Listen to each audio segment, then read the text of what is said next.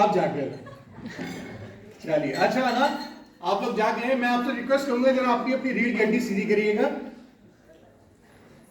और एक गहरी सी सांस लीजिए। जरा एक बार फिर से गहरी सांस लीजिए, धन्यवाद। अब जरा 1 से 9 तक कोई एक नंबर सोचिए मन में, मन में सोच लीजिए, मन में सोच लिया आपने, बढ़िया। आप उसको 9 से गुणा कर दीजिए, मल्टीप्लाई कर दीजिए। ये मैं सभी से कहूंगा जितने भी लोग यहां पर उपलब्ध हैं, ठीक है, कर लिया। अब या तो सिंगल डिजिट आई होगी या फिर डबल। अगर सिंगल आई है तो बहुत अच्छी बात है, और डबल आई है तो जरा उनको आपस में जोड़ दीजिए। जोड़ दिया। अब फिर एक सिंगल डिजिट आ गई, अब उसमें से 5 माइनस कर दीजिए, 5 हो गया। अब एक कोई नंबर आया आपके पास, अब उस नंबर से A B C D E F G H में जो अल्फाबेट आता है, यानी अगर 1 आया है तो A, 2 आया है तो B, ऐसा आपके पास जो भी नंबर आया है उसमें से एक अल्फाबेट चुन लीजिए। आ गया।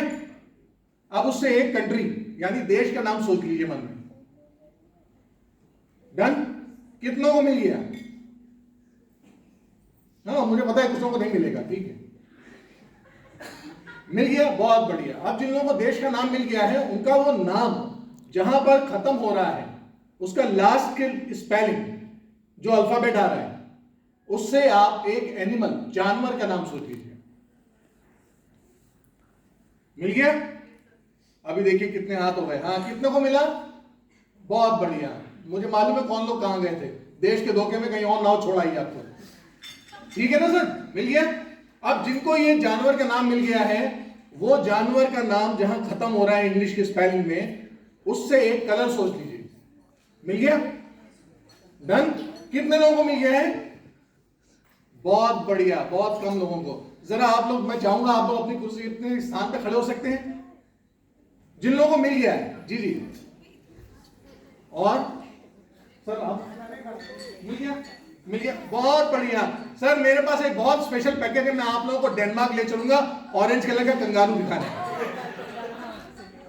और जो लोग नहीं हैं, जिनको देश नहीं मिला था, जिनको एनिमल नहीं मिला था, प्लीज अब वो खड़े हो जाए, बाकी बैठ लीजिए।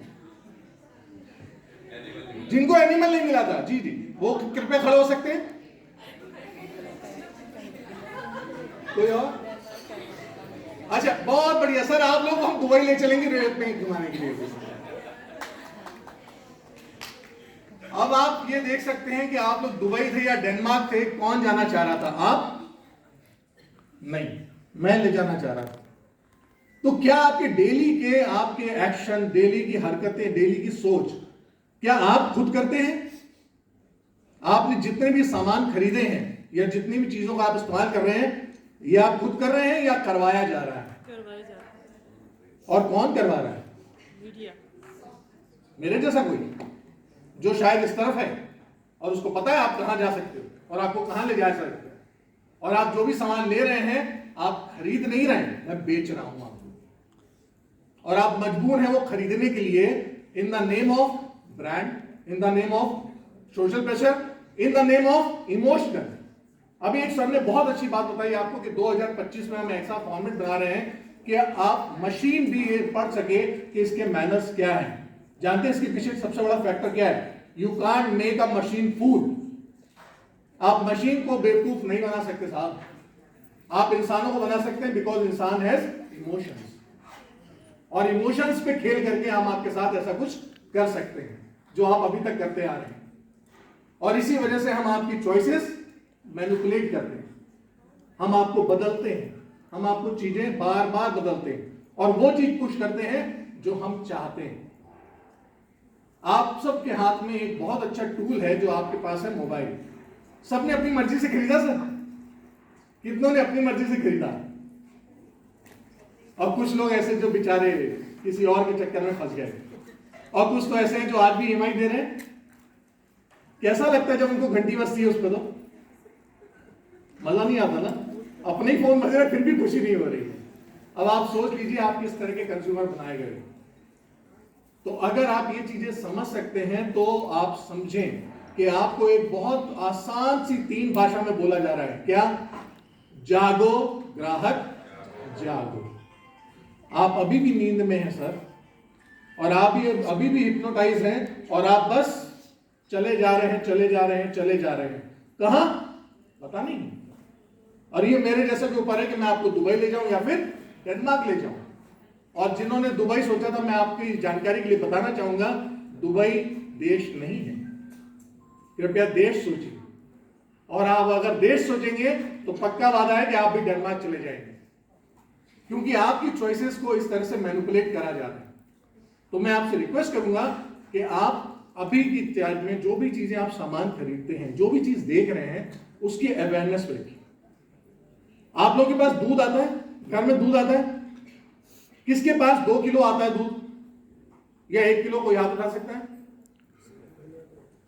1 किलो और 2 किलो वाले उठाते हैं हाथ। सर ये हमारा समाज है, 1 किलो और 2 किलो दूध ले रहा है। आप लोगों को लीटर में नहीं मिलता क्या?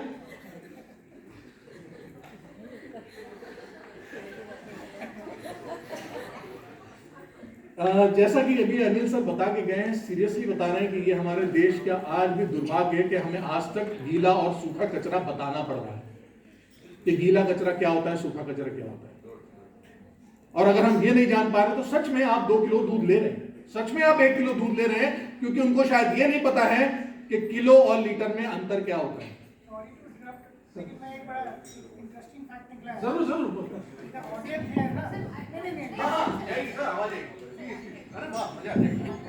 अच्छा ना, तो मुझे बड़ा इंटरेस्टिंग फैक्ट समझ में आया कि people were rather more glued the way you are speaking, not what you are speaking. Yes, अब आप समझिए कि आपको मैं कहां ले जा रहा हूं और क्या कर रहा हूं, और आप भी चलते जा रहे हैं। आपको पता है दूध लीटर में मिलता है, और इसी वजह से आज की तारीख में आप कई लोग सरसों का तेल या कोई ऑयल अगर खरीदते हैं, आप जाकर उनसे मांगते हैं किलो में दे दो। यस, किलो में भी मिलता था, लेकिन आज वो लीटर में आता है, और आपको नहीं पता होता, आप 1 किलो के नाम पे 910 ml ले रहे हो और पैसा किलो के हिसाब से दे रहे हो, है ना गलत? और अगर आप किलो पे लेने लगे, जिनके घर में टीन आता है तेल का, वो पक्का बता रहे हैं अगर 15 किलो का तेल लेंगे तो उनको 16.5 लीटर तेल मिलेगा, लेकिन आप शायद 15 लीटर लेके खुश हैं और कह रहे हैं बहुत अच्छा है। और आप लोग जो बैग यूज करते हैं सब, उस पे जो मात्रा लिखा होता है कि कितना लीटर का बैग है, शायद 12 लीटर, 20 लीटर, 25 लीटर ऐसे खरीद रहे हैं आप, और उसके बाद लेने के बाद क्या कहते हैं साहब, ये हमारा 5 महीने ही नहीं चला, सामान रखा था फट गया। क्यों? क्योंकि उसमें केजी का एफिशिएंसी नहीं लिखी है सर, कि वो कितना केजी वेट उठा सकता है, उसका आयतन बताया गया है कि कितने लीटर का बैग है। और आप थोड़े खुश होते हैं, तुम तो 20 लीटर का लाया, मेरा 35 लीटर का है और सेम प्राइस में, मैं तुमसे बड़ा बैग लाया। लेकिन आपको यह मानना पड़ेगा कि उसका मेजरमेंट क्या है, उसकी एफिशिएंसी आप कैसे पहचान सकते हो। आप लोग आज की तारीख में अगर बाइक खरीदते हैं, ऑटोमोबाइल में जाते हैं, कितने लोग जानते हैं कि कौन सी बीएचपी की गाड़ी है? बीएचपी जानते हैं? Horse power. क्या आज आप अपनी गाड़ी हॉर्स पावर के नाम से खरीद रहे हैं? क्योंकि आप जब जाते हैं गाड़ी खरीदने के लिए तो शायद ही ब्रोशर मांगते होंगे और शायद ही उसको पढ़ते भी होंगे। अगर उसमें देख लें तो आज की तारीख में करेक्ट लिखा होता है पॉइंट ये और पीएस, दैट इज कॉल्ड फेडेस्ट्रिक, यानी एक बीएचपी में 1.106 फेडेस्ट्रिक होते हैं। यानी 1 रुपए के नाम से आपको दिया जा रहा है, लेकिन आपसे जो 16 पैसे और मारे जा रहे हैं वो आपको पता नहीं, और आप कह रहे हो जी हमारी गाड़ी तो 8 बीएचपी की है, 16 बीएचपी की है। गलत है साहब। क्यों? मैं आपको इसलिए बताना चाह रहा हूं कि जो सर आपको बचाने के लिए कर रहे हैं ना, मैं उससे बचने के लिए अपना काम चिपका रहा हूं। और जो वर्ड है ना चिपकाना, that is actually reason for that, क्योंकि ये मेरे लिए बार बार सारे रास्ते बंद कर रहे हैं और मैं एक नया रास्ता निकाल करके इधर से आता हूं आपके पास और कहता हूं ले, फिर से बनाया मैंने। और ये बचा कौन सकेगा सर? सॉरी, ये जितने भी चीजें लेकर आ जाएं, अनटिल अनलेस आप अवेयर नहीं है या आप उसको प्रैक्टिस में नहीं ला रहे हैं, यूज नहीं कर रहे हैं, कोई बचा नहीं सकता। तो आपको बचने के लिए जरूरी है कि जो भी चीजें आपके पास हो रही हैं, आसपास हो रही हैं, अगल बगल हो रही हैं, उनके बारे में आप कितना जागरूक हैं, कितना जानते हैं और कितना उसको यूज में ला रहे हैं, कितनी आदतों में आ रहे हैं। आप ध्यान दीजिए कि आपके साथ जो भी पुराने जमाने में होता रहा, जो भी चीजें रही, वहां एक विश्वास चलता था। क्योंकि आज की तारीख में अगर हम आपको यात्रा कभी कर रहे हैं, आप बस में बैठ रहे हैं, आपको ये मालूम होता है ना वो बस किस कंपनी की है। ड्राइवर की कभी क्वालिफिकेशन पूछी आपने वहां? इसको कितने साल का तजुर्बा है, पूछा आपने? और आज इसकी हालत सही है या नहीं है? नहीं ना। पैसा कम ले रहे हैं ना, बैठ जाते हैं। आप जान का रिस्क उठा रहे हो। आज हमारे पास BIS अप्रूव्ड अगर हेलमेट नहीं होगा, आपकी जान का खतरा है ना। लेकिन किससे बचना चाह रहे हो? 500 रुपए के जुर्माने से। और वो हेलमेट भी आजकल कहां जाता है सर? जब आप खरीद लेते हो तो बाइक के साथ कहां जाता है वो? और उसके बाद गाड़ी भी। फिर तो मजा है। अगर हम दो एक जैसे मिल गए तो फिर आप, सिंपल सी बात है, बहुत आसान काम करिए। मैं आपको और बात बता देता हूं। हमारे साथ स्टूडेंट्स भी हैं, फैकल्टीज भी हैं, और आप लोग जो यूज करते हैं चीजें, अपने से सवाल पूछना शुरू करिए। That's called FABIC, FAB, FABIC. कोई भी चीज जो आपने खरीदी है वो किस वजह से खरीदी है? ज्यादातर उसके फीचर्स की वजह से, कि उसके अंदर फीचर अच्छे हैं। क्या मुझे आप में से कोई एक व्यक्ति अभी बता सकता है आपके मोबाइल में क्या फीचर है? सर आपकी जैकेट बहुत अच्छी लग रही, हुडी आपकी। सर क्यों खरीदी आपने? इसका कलर था और उसमें लुक्स थे, इसलिए। That's all. ये फीचर्स है ना सर, डिजाइन अच्छा जी, बिल्कुल मजा आ जाएगा। जरा मुझे बता सकते हैं क्या इसको पहनने के बाद ऊपर जैकेट पहनने की जरूरत महसूस हो रही है? हाँ जी सर। तो सर बेनिफिट तो नहीं ना ना? नहीं। आपने ली किस लिए थी? ठंड से बचने के लिए जी। तो आपने फीचर्स के पैसे दिए। अगर आप मेरे पास कंप्लेन करने आए कि ये आपने जैकेट दी मुझे, आपसे खरीदी और ठंड से नहीं बचा रही, मैं क्या कहूंगा आपको? कि आपने अपनी सोच से खरीदी है, आपने फैशनेबल देख के खरीदी। सर आपने तो फैशनेबल मांगी थी, बिल्कुल मैंने वही दी। जी। तो क्या आप मुझ पर क्लेम कर सकते हैं? नहीं, पॉसिबल ही नहीं है सर। और ज्यादातर आप इसी तरह से खरीदारी कर रहे हैं फीचर्स की। एडवांटेज क्या था सर? लुक्स। वो भाई साहब की उधर वाली की स्वेटर से ज्यादा अच्छी लग रही है, दैट इज एडवांटेज। लुक्स। इसका लुक्स उससे अच्छा है जी। इसलिए ले ली ना आपने। लेकिन बेनिफिट कुछ नहीं। सर असल में आप जो खरीदना चाहते हैं, कोई भी सामान, कोई भी प्रोडक्ट, कोई भी सर्विस, असल में आपको जरूरत होती है बेनिफिट की, कि वो आपके लिए बेनिफिटेड क्या है। फीचर्स कैसे भी हो सकते हैं, एडवांटेज किसी के भी होंगे, बेनिफिट आपको है या नहीं है। और अगर आपको बेनिफिट नहीं है, वो चीज आपके लिए नहीं है, प्लीज मत लीजिए। और जब आप ये क्वेश्चन करना शुरू कर देंगे, आप बाइंग बहुत अच्छी कर लेंगे, आप सामान बड़े अच्छे खरीदने लगेंगे, और वो सामान खरीदने लगेंगे जो यकीनन आपके इस्तेमाल के। और अगर आपके घर में कोई भी चीज ऐसी है जो शायद पिछले 5-6 महीने से इस्तेमाल नहीं हुई है, तो शायद आपने वो जबरदस्ती खरीदी है किसी और की वजह से, और सिर्फ वही कंपेल करने की बात। एक क्वेश्चन है सर मेरा। जरूर प्लीज सर। जैसे हम गोल्ड खरीदने जाते हैं, क्या खरीदने जाते हैं? गोल्ड खरीदने, सोना। गोल्ड, बहुत ठीक है। बढ़िया। उसका हम जो जैसे कैरेट के हिसाब से रेट होता है वो गवर्नमेंट तय कर रही है जी बट उस पे जो मेकिंग लगा रहे हैं वो दुकानदार तय कर रहा है। जी वो किस लिए तय कर रहा है और किस हिसाब से तय कर रहा है, उसको राइट्स किसने दिए इस चीज के? जरूर सर। जी। सर आपने जो ये अभी टी शर्ट ली है ना, ये टी शर्ट बहुत अच्छी है सर, लेकिन इसमें हमारा 200 रुपए का मेकिंग चार्जेस भी है। आप लेना चाहेंगे? अगर अच्छी लग रही है तो लेनी पड़ेगी। धन्यवाद सर। अब यही फॉर्मूला मैं आगे भी चिपका रहा हूं, और जब तक चल रहा है चल रहा है। और जब आपने ऑब्जेक्शन उठाया सर मेकिंग चार्जेस तो मैं नहीं देता, तब उसके बाद क्या होगा सर? उन्होंने मना कर दिया कि इतना नहीं हो पाएगा। सीरियसली रिफ्यूज कीजिए। यस। एक्चुअली आप हमारी टेक्निक्स को बढ़ा रहे हो ना, आप मेरी टेक्निक्स को एम्पावर कर रहे हो, आप मुझे पेबैक कर रहे हो, तो ठीक है मैं ले रहा हूं। जैसे अभी कुछ समय पहले क्या हो रहा था, मॉल्स वाले आपको कैरी बैग दे रहे थे, कैरी बैग दे रहे थे, फिर क्या करने लगे, कैरी बैग पे चार्जेस लगने लगे। आज आप पिज्जा लेने जाते हो तो कैसे जाते हो सर? बैग लेके जाते हो? नहीं, उसके बैग के अलग पैसे देते हो। आज देते हो, और तब देते हो जब वो ब्लैंक बैग देता है। अगर वही उसमें एडवर्टीजमेंट छपा है तो आप नहीं देते। तो ये रेवोल्यूशन कहां से है? नहीं, इसमें गोल्ड वाले पे तो खैर मैं भी एक सजेशन दूंगा, जी हाँ। क्योंकि हॉलमार्किंग तो आप जानते ही हैं। आज का हमारा ये थीम भी यही है कि आपको जो है जो भी लाइसेंस प्रोडक्ट है वही लेने चाहिए। एक तो एश्योरेंस वहाँ से मिल जाएगी अबाउट द क्वालिटी। आपका जो क्वेश्चन था कि गोल्ड के रेट गवर्नमेंट सेट करती है, it is about for the purpose of bullion और may be for the trading. तो जो आपका 24 कैरेट गोल्ड है उसका मार्केट रेट क्या चल रहा है, 22 कैरेट क्या चल रहा है, वो गवर्नमेंट सेट कर रही है।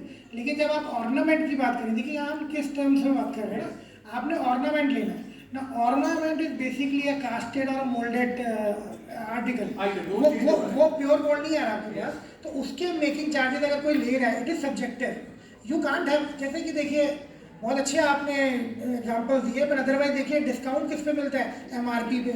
एमआरपी कौन सेट करता है, खुद ही सेलर करता है कि पहले वो रेट एस्केलेट कर देगा फिर उस पर दे देगा, उसमें भ्रम जाल में हम फंस जाते हैं। एक्चुअल में उसका बेसिक कॉस्ट जो है, एक अनिल जोशी साहब ने बहुत बढ़िया बात बोली थी कि एग्रीकल्चर प्रोड्यूस होते हैं, आपके जो ग्रो होता है फार्मर्स करता है, वो तो बेसिक मिनिमम प्राइस का आपको पता ही कितना बड़ा मुद्दा चल रहा है, वो तो बहुत कम होता है। लेकिन जो उसके कॉन्ट्रैक्टर्स हैं, जो बीच में मीडिएटर्स हैं, वो अपने डिफरेंट गिमिक्स लगा के उसको बढ़ा देते हैं।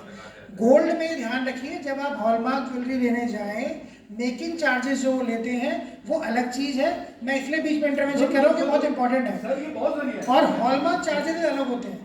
हॉलमार्क चार्ज हर आर्टिकल का 45 रुपये ही लेगा, दैट इज डिफरेंट। लेकिन जब वो मेकिंग चार्जेस कहेगा ना, उस पर गवर्नमेंट का कंट्रोल नहीं है, क्योंकि अब आपने मान लीजिए मशीन से बनाया, किसी ने हैंडमेड बनाया, based upon the precision of the artisan किस तरह का बना है, ऑब्वियसली कॉस्ट तो आती है ना। तो उसमें हमें देखिए कुछ चीज़ें मिसलीडिंग है, लेकिन ये मिसलीडिंग नहीं है। मैं थोड़ा मिसकॉन्सेप्शन क्लियर कर दूँ कि अगर वो बहुत अच्छा बनाया गया ऑर्नामेंट, तो ऑब्वियसली उसमें उनका हार्डशिप है, तो उनको उसका मेकिंग चार्जेस चाहिए, not about the pure gold. वो फिक्स्ड है प्राइस, तो जो प्योर गोल्ड उन्होंने लिया होगा वो फिक्स्ड रेट पे लिया होगा। ऑर्नामेंट जरूरी नहीं है कि सेम रेट पे मिले। I hope you got my point. Thank you. जैसे हम मूवी देखने जाते हैं हाँ, पीवीआर में, हाँ। तो वो अंदर तो अपना फूड अलाउ करते हैं जिसकी कॉस्ट होती है 10 टाइम्स ज़्यादा बाहर वाले से, बट हमें बाहर से लेना अलाउ नहीं करते हैं। तो इस तरह की रेस्ट्रिक्शंस परमिटेड हैं सर बिल्कुल, वो इसलिए परमिटेड है क्योंकि उनका वो एक प्राइवेट स्पेस है, और उसके लॉ या उसके नियम वो हम अपने हिसाब से बनाते हैं। जैसे आप मेरे घर पे आएंगे तो मैं आपसे कह सकता हूँ सर आप बाहर का खाना ना लाइए, क्योंकि ये मेरा कस्टडी में है। हाँ, अगर ये सोसाइटी में या इस तरह की चीजों में बाउंड होता है या दूसरे नियम में आता है, तो हम आपको कहते हैं हाँ जी आप कर सकते हैं। इसमें मैं एक और चीज कहूँगा, ईज ऑफ बिजनेस एथिक्स कहा जाए। ईज ऑफ बिजनेस एथिक्स जो मैं टर्म बता रहा हूँ, आप एयरलाइन में देखिए, देयर वाज अ टाइम कि एयरलाइन में फूड अलाउड नहीं था। अभी क्या है कि लोग अपने घर का, आप देखिए कि पराठे भी ले जाते हैं, every such item is allowed, even मतलब रेस्ट्रिक्शन उस लेवल पे नहीं है। तो आज मुझे ये इंट्रोस्पेक्ट करना है कि has it ever been a matter of concern from the security और द अदर इशू कि भाई मैं खाना ले जाऊंगा तो उससे क्या एयरलाइन को क्या डिफरेंस मिलेगा। जैसे हमें कहा जाता था कि जब आप भाई टेक ऑफ करें तो स्विच ऑफ कर दीजिए मोबाइल फ़ोन। उसके पीछे लॉजिक ये था कि जो सिग्नल्स है दैट में interrupt in the signalling process of the aircraft. लेकिन आज आपको पता है कि कई एयरलाइन ऐसी हैं जिसमें इनबिल्ट आपको फीचर दे दिए गए हैं, you can get connected. Point here is that what is essential और not, someone else is setting those norms, और वो सेम होने चाहिए। वहीं पे स्टैंडर्ड्स की बात आती है कि पीवीआर में अगर मैं खाना ले जा रहा हूँ, वहाँ पे केवल उनका ईज ऑफ बिजनेस एथिक्स ही आ रहा है कि भाई मुझे पैसा कैसे कमाऊंगा अगर मैं अपना नहीं करूँगा सर, अदरवाइज उससे कुछ फ़र्क पड़ रहा है अगर मैं ले जाऊँ। मैं आपको एक और एग्जांपल देता हूँ। हमने रिसेंटली एक प्रोग्राम किया था हिमालयन कल्चरल सेंटर में, जो वर्ल्ड स्टैंडर्ड डे का, आपने उसकी वीडियोज भी देखी होंगी।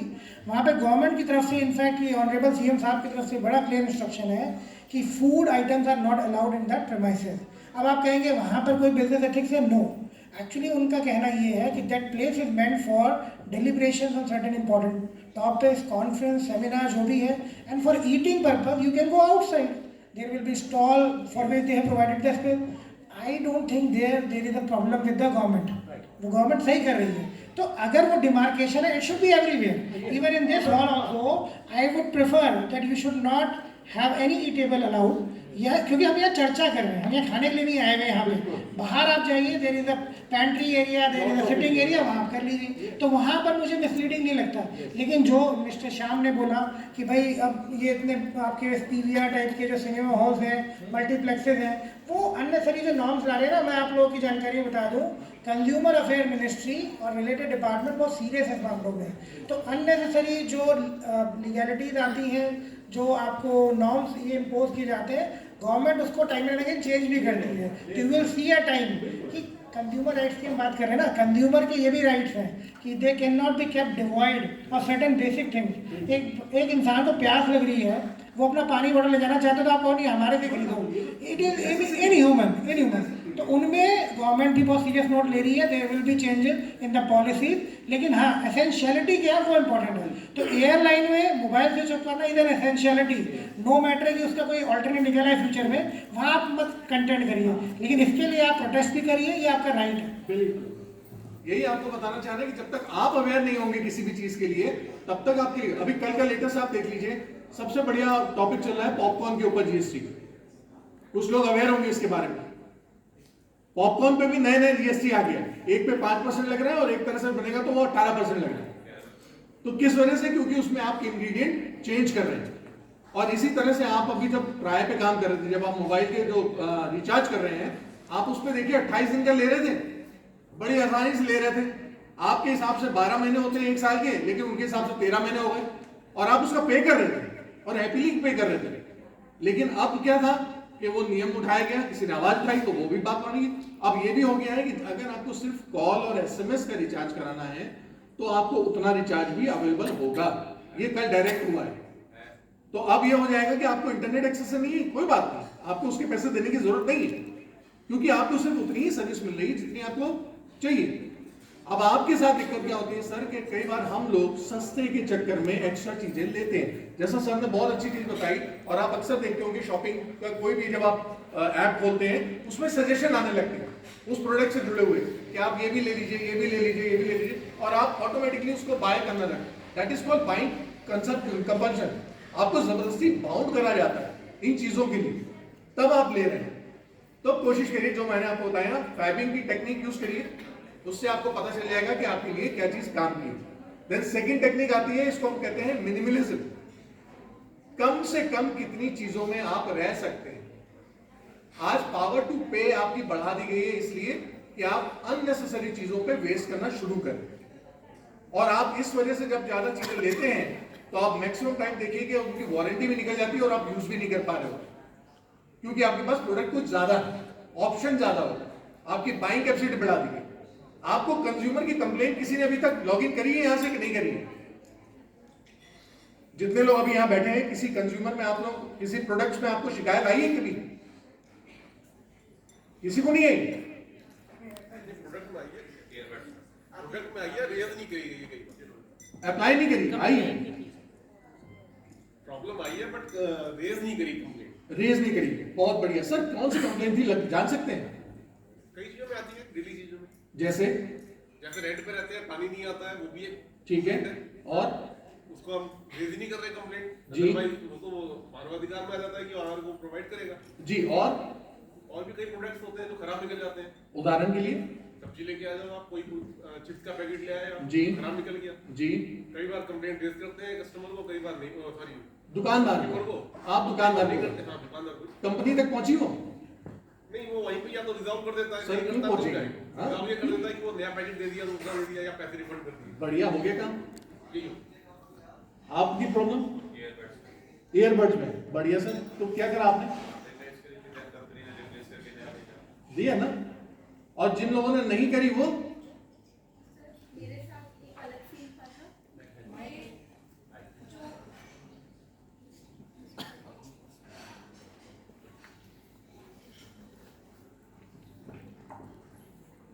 हेलो जी जी जी, मेरे साथ एक डिफरेंट केस हुआ था कि मैंने जो प्रोडक्ट मंगाया अपना, उसमें साइज इशू था सूट का। हाँ। तो मैंने उसको कस्टमर केयर पे कंप्लेन किया, बहुत ज़्यादा कंप्लेन करना पड़ा मुझे, बहुत ज़्यादा बातचीत करनी पड़ी। उसके बाद वो रेडी हुए तो उन्होंने कहा कि आपको एक प्रोडक्ट और लेना पड़ेगा, तब जाके आपका सूट का साइज चेंज होगा। ठीक है। तो अब ऐसी कंडीशन आपने ले लिया? मजबूरी थी, वरना मेरे सारे पैसे जा रहे थे। कैसी मजबूरी? क्या ये कहीं नहीं तो उन्होंने कहा, रिटर्न में था? हाँ, उन्होंने डाल रखा था अपने रिटर्न में था? रिटर्न में डाल रखा दैट था। It is okay.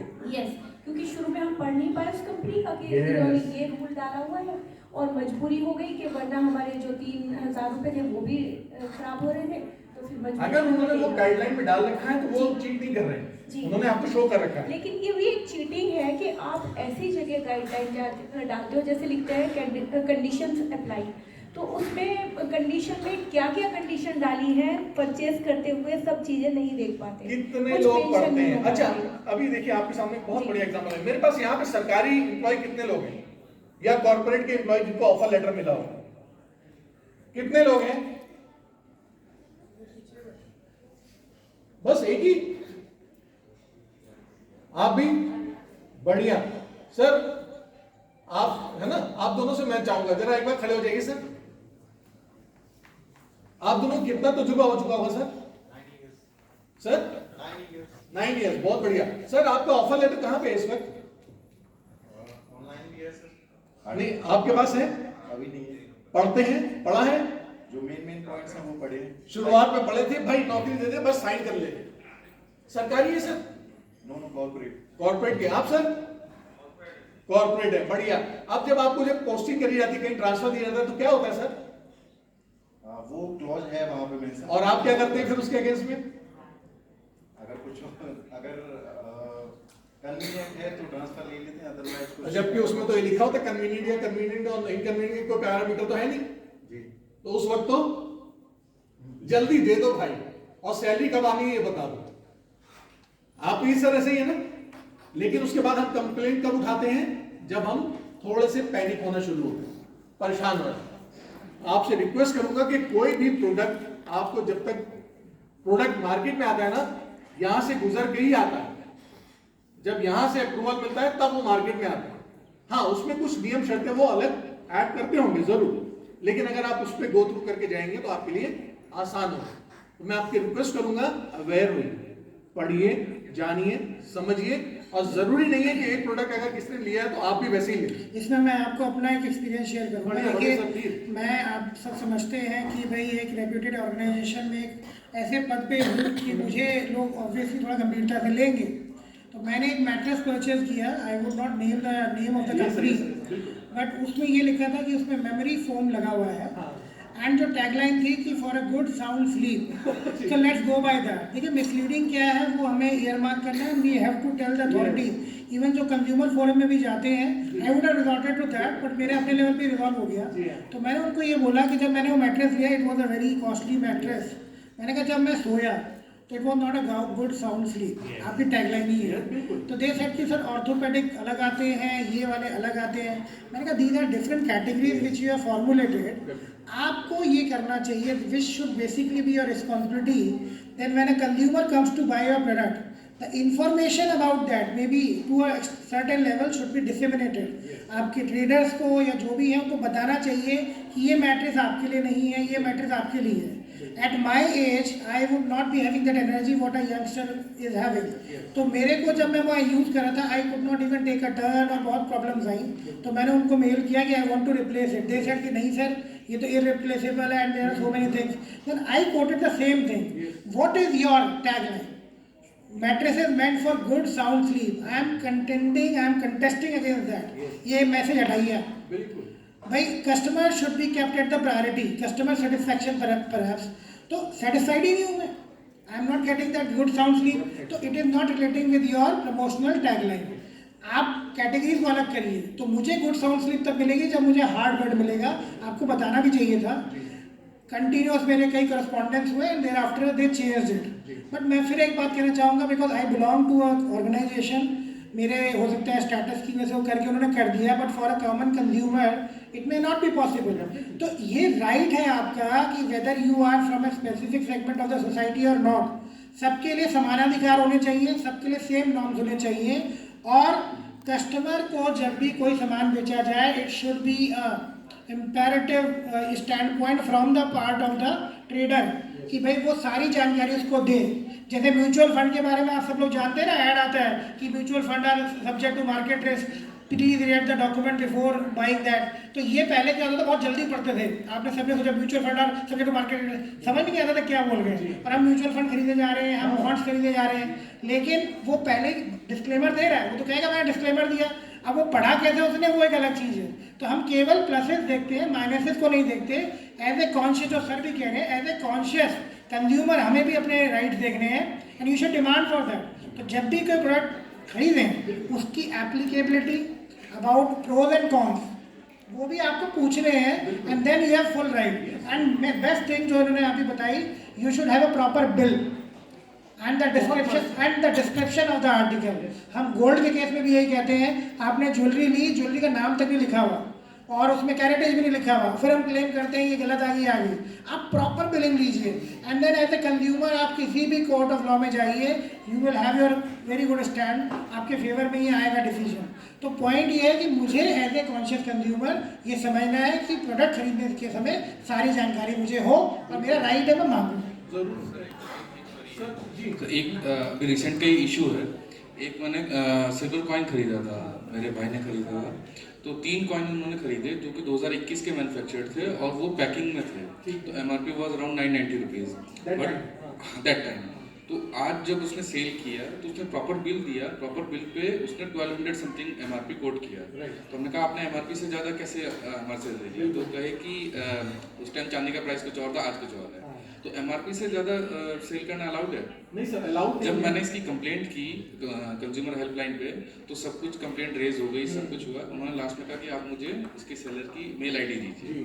अब मेल ID उसके बिल पे थी नहीं। अब मैंने कहा कि मैं कहाँ से लाऊं मेल ID, तो वहाँ पर आकर अटक गया इशू।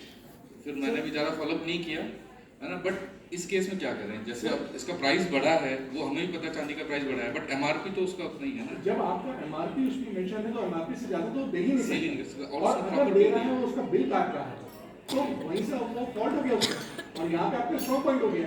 अब आप दोनों चीजें एथिकली लगाइए कि भाई इस पे ये लिखा है और आप इस पे लिखा, अदरवाइज वो बिलिंग करेगा नहीं। या तो कोई टैक्स लगाओ तो रेट बढ़ा, नहीं तो अब आप प्रॉपरली क्लेम करें। और अगर वो ज्वेलर है जिसकी आप बात कर रहे हैं, क्या वो कंपनी की तरफ से या एक इंडिविजुअल है, तो आप कंज्यूमर फोरम में डालेंगे। लेकिन मैं शाम आपको प्रोत्साहन देना चाहूँगा, हम तो उसी विभाग से हैं भाई। आपके साथ ऐसा होगा तो लोगों के एनकरेजमेंट क्या होगा? आप बोलिए under any court of law we will sue them. Yes sir. ऐसा कोई बात नेक्स्ट डे वो कॉइन मुझे फंक्शन में देना था, तो मेरी मजबूरी बन गई कि मुझे तो आप ये भी समझ लीजिए कि ऐसा नहीं है कि जो अथॉरिटीज हैं वो चीटेड नहीं होती, वो भी होती है, but law is foremost. That's why मैंने कहा कि मशीन फूल नहीं हो सकती, इमोशन की वजह से फूल हो गए, भले ही जानते हैं फिर भी फूल हो गए। और जैसा अभी सर बता रहे हैं ना, इसी तरह का जैसे आपका सर का मैट्रेस का एक इशू था, ऐसा ही एक केस हम लोगों के पास आया था, वो था मर्सिडीज के ओनर का। अब आप सोच सकते हैं कि मर्सिडीज का ओनर जो कंप्लेन दे रहा होगा वो क्या दे रहा होगा। वो गाड़ी खुद नहीं चलाते हैं, ज्यादातर मर्सिडीज के ओनर, उनके ड्राइवर चलाते हैं, वो सिर्फ पीछे बैठते हैं और पीछे जब तक वो घर से ऑफिस तक जाता रहा तब तक वो ऑफिस के काम करता रहा, कुछ फाइलें निपटाता रहा। ना उसने कंप्लेन लॉगिन करी कि अब मैं कुछ दिनों से ये देख रहा हूं कि मैं ठीक से उस पर लिख नहीं पा रहा। अगर मुझे फाइल पे लिखना होता है तो वो राइटिंग मेरी खराब हो रही है, जो पहले नहीं थी। सिर्फ इतनी सी बात। और उसके बाद चूंकि मर्सिडीज है तो ठीक है भाई, हमारा कस्टमर जरूरी है, आए उसके पास, उसको हैंडल करा, देखा सारे सस्पेंशन टेस्ट ओके, बिल्कुल सर गाड़ी बिल्कुल सही, आप ले जा सकते, ठीक है, ले गया। उसके बाद फिर उसने जब 3-4 दिन में यही प्रॉब्लम फेस करी, अगेन क्वेरी रेस करी उसने कि आज भी वही हो रहा है कि मैं लिख नहीं पा रहा हूं, पहले लिख पाता था। अब आप सोचिए कि ये किस तरह की कंप्लेन है जो सिर्फ फीलिंग्स पे है। एट मेजरमेंट आप पैमाने पे देख रहे हैं तो गाड़ी बिल्कुल फिट, कहीं उसमें दिक्कत नहीं, लेकिन छोटी सी दिक्कत आ रही है। और ऐसा करते करते आप मानेंगे कि उस गाड़ी का सारा इंस्पेक्शन करने के बावजूद सिर्फ अंतर क्या आया कि जहां पर सीट लगी होती है उसका जो मूवमेंट करने वाला जो उसका एडजस्टमेंट वाला स्क्रू है उसमें थोड़ा सा इश्यू आ गया। और उस इश्यू को सॉल्व करने के बाद मर्सिडीज ने उस बात के लिए दबाने के लिए और कस्टमर को इतना ज्यादा प्रॉब्लम देखने के बाद भी कंपनसेशन दिए, चाहे उसको गिफ्ट कूपन दिए चाहे कुछ। तो आप सोच सकते हैं कंज्यूमर की कंप्लेंट कोई भी हो सकती है, लेकिन क्या वो उस पैरामीटर के साथ है या नहीं है। जैसे मैंने आपसे कहा कि आप जो बेनिफिट लेना चाह रहे हैं, क्या वो बेनिफिट आपके उस प्रोडक्ट से मैच हो रहे हैं नहीं। अगर मैच हो रहे हैं तो शायद आपके पास ज्यादातर कंज्यूमर कंप्लेंट नहीं है। मैं एक और बीच में इंटरप्ट कर रहा हूँ, आप सभी लोग इस बात पर जरूर ध्यान दीजिए क्योंकि आज का विषय यही है, कंज्यूमर राइट्स। आप में से कितने लोग ऐसे हैं जो अपना पर्सनल एक्सपीरियंस अगर शेयर करना चाहें, जब आप कभी ट्रैवल करते हैं और होटल बुकिंग करते हैं तो आप ऐप बेस्ड बुकिंग करते हैं, कुछ ऐसे लोग हैं, अगर हैंड रेज करें तो अच्छा लगेगा जान के। तो मैं खुद विक्टिम रहा हूँ, इसलिए मैं आपको बता रहा हूँ, एक बार नहीं कई बार, but I have raise that. और मैं आपके नाली शरण की बात को थोड़ा सब्सटैंशिएट करूंगा, कंप्लेन हमेशा रेज करिए बीइंग अ कॉन्शियस सिटीजन, क्योंकि वो it is also a parameter for the improvement. मैंने एक बार मेक माई ट्रिप से एक होटल बुक किया, और आप हमेशा देखिए जब आप होटल बुक करते हैं थ्रू एप्स, तो उसमें जो पिक्चर्स होती हैं, those pictures are taken when the particular property was launched, initial stages की। Room will be very spotless, linen would be spotless, everything will be so hygienic. The moment you enter the property then you realize it is unhygienic. तो मैं क्या करता हूँ, और देखिए मतलब I have taken advantages of that also, but it is a very good advantage जो मिलना चाहिए। मैं जाते ही सबसे पहले कंप्लेंट रेज करता हूँ कि your linen is not spotless, आपका washroom is not clean, unhygienic है everything. Many of the cases they have upgraded my room. Yes. Let me tell you honestly, We got some they have upgraded my room. You know why? क्योंकि उन्होंने भी they are bound by certain policies. Definitely. जब हम quality management system 9000 की बात करते हैं, 9001 कई होटल इंडस्ट्री ने लिया हुआ है, एंड द इम्पोर्टेंट थिंग उसमें आपको पता है क्या है? Customer satisfaction. तो उनको इमीडिएट अगर कंप्लेंट्स आती है, जब उनके ऑडिट्स होते हैं, तो दो आर ऑब्जेक्शनेबल पॉइंट कि have you redress that point. तो मैं जब ये रेज करता हूँ पॉइंट, तो इमीडिएटली वो अपग्रेड कर ये दिखाते हैं कि कस्टमर सेटिस्फैक्ट्री लेटर दे दे। ऑब्वियसली मुझे जो प्रॉपर्टी बुक करी थी मुझे बेटर ऑप्शन मिलता है, लेकिन कंप्लेंट रेज हुई and it has been log. हमेशा ध्यान रखिए, डिजिटल टूल यूज करिए, हमेशा अपनी चीज़ों को लॉक कराइए सिस्टम में। It should become a part of record so that they can not take undue advantage in future.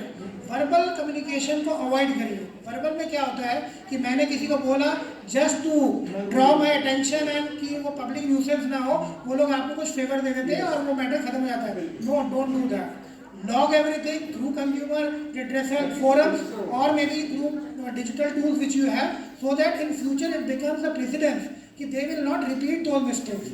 ये मैं अपना एग्जांपल इसलिए कह रहा हूँ कि आपको एज ए कॉन्शियस कंज्यूमर तो सर भी बता रहे हैं रजिस्टर तो होगी ना। हाँ, कि आपको आपको रजिस्टर ही नहीं हो रही। उसकी स्पेसिफिकेशन के हिसाब से चीजें मिली नहीं मिली, that is more important. That is right कि आपको रजिस्टर तो हो रही है। और मैं आप लोगों को जाते रहते एक चीज सिर्फ और अवेयर कर दूं कि अगर आपको लगता है कि आप कंपेल हो रहे हैं और बाय डिफॉल्ट जबरदस्ती कोई सामान खरीदते जा रहे हैं या शॉपिंग साइट्स पे ज्यादा टाइम बिता रहे हैं, तो माफ कीजिएगा, आप कहीं ना कहीं मेंटल हेल्थ के चैलेंज को भी कहीं ना कहीं कोप अप कर रहे हैं। आप कहीं ना कहीं मेंटली इल होते जा रहे हैं या मेंटल हेल्थ चैलेंज आपके पास आ रहे हैं, क्योंकि आप इस तरह से ओसीडी या एंजाइटी के शिकार हो रहे हैं, जिस वजह से आप ऐसी हरकतें कर रहे हैं। क्योंकि कई लोगों के पास लाइफ में जो चीजें नहीं हो पा रही होती हैं, उसको वो फुलफिल करने के लिए अननेसेसरी शॉपिंग करते हैं to get some kind of happiness और गेन। तो प्लीज अगर ऐसा है तो आप अपने परिवार से या कोई प्रोफेशनल मिले तो उससे जरूर गाइड करिए। अगर आपके कोई सवाल हो तो मैं एंटरटेन करना चाहूंगा, अगर नहीं है तो मैं टाइम की कमी की वजह से आप लोगों से माफी मांगूंगा। आगे कभी मुलाकात होगी तो शायद कुछ और चर्चाएं चलेंगी, और बाकी फिर मैं आपके लिए बहुत बहुत दुआ करता हूं और आपको बहुत धन्यवाद देता हूं कि आपकी खेती खुशी रहे, आप खुश रहें, स्वस्थ रहें, मस्त रहें। जी सर। गूगल का सबसे बड़ा हाथ है। किसका? गूगल का सबसे बड़ा हाथ है।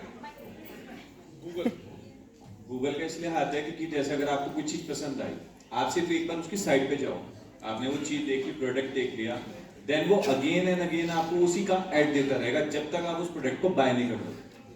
बाय कर नहीं लोगे ये तो आपका डिसीजन है सर। वही तो बात है ना। आपके पास नेटफ्लिक्स है, वो बार-बार फेस करना पड़ता है। आपके पास नेटफ्लिक्स है। हाँ जी। नेटफ्लिक्स का कॉम्पिटिटर कौन है? नहीं मालूम? प्लीज जानकारी रखिए जिसके साथ आप जुड़े हुए हैं। नेटफ्लिक्स कहता है मेरा कॉम्पिटिटर है आपकी नींद, वो आपको सोने नहीं देना चाहता। जब तक वो खत्म नहीं होती तब तक। That's why, इसीलिए आपसे कह रहे हैं आप जो सर्विसेज ले रहे हैं उसके बारे में अवेयर हो, सर्विस पार्टनर के बारे में अवेयर हो, प्रोडक्ट्स के बारे में। अगर नेटफ्लिक्स आपको जगा के रखता है तो उसमें नेटफ्लिक्स का काम नहीं है, आपका है, आप जागते हैं। और बिकॉज आप कई बार क्या सोचते हैं, अगर दिन में 2 GB 3 GB डाटा मिला है और मैं यूज नहीं कर पाया हूं तो क्या करूं मैं? पूरा वसूलूंगा, चाहे रात को मुझे क्यों नहीं 4 घंटे 5 घंटे जगना पड़े। प्लीज सर, इस पैसे को देकर के अपनी नींद और हेल्थ को कॉम्प्रोमाइज मत करिए। राइट? आपका बहुत बहुत शुभकामनाएं, आपने शुक्रिया सुना, धन्यवाद। Thank you.